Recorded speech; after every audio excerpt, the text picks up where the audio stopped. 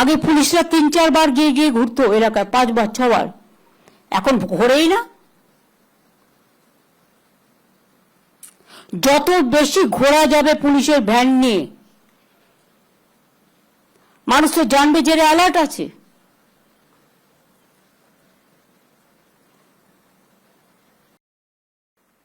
কুচবিহারে একজন হেডকোয়ার্টারে ডিএসপি বা এসডিপিও কিছু একটা আছে, চন্দনবাবু বলে কেউ আছে, তিনি কি এসছেন মিটিংয়ে?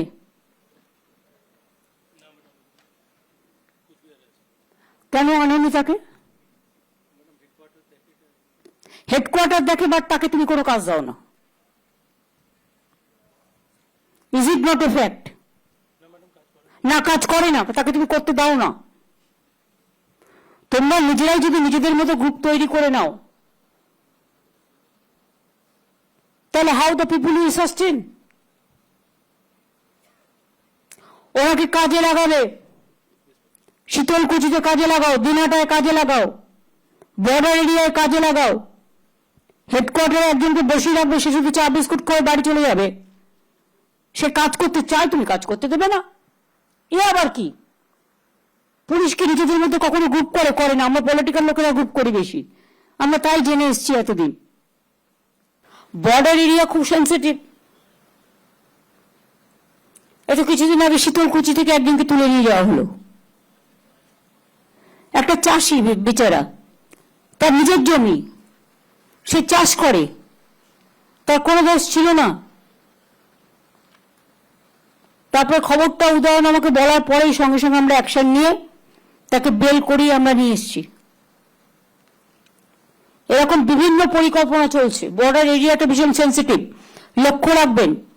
বিএসএফ এর দায়িত্বে আছে বলে আপনারা আইসিরা ওসিরা সব চোখ কান বুঝে বসে রইলেন না, সেটা হয় না।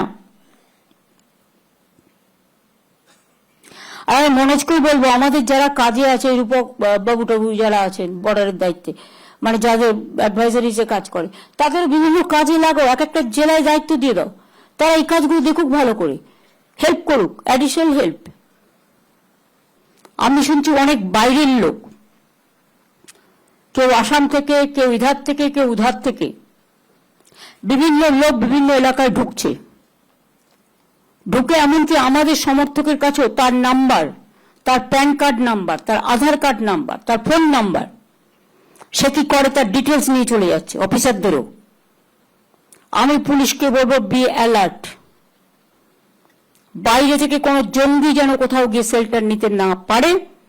আর তেমনি যারা মানুষকে মিথ্যে কথা বলে মানুষের জিনিসপত্রগুলো হাতিয়ে নেওয়ার চেষ্টা করছে, এটা মনে রাখবেন, অথরাইজড লোক ছাড়া, বুঝতে পারছেন আমি কি বলছি, কেউ কাউকে কোনো ডিটেলস দেবেন না।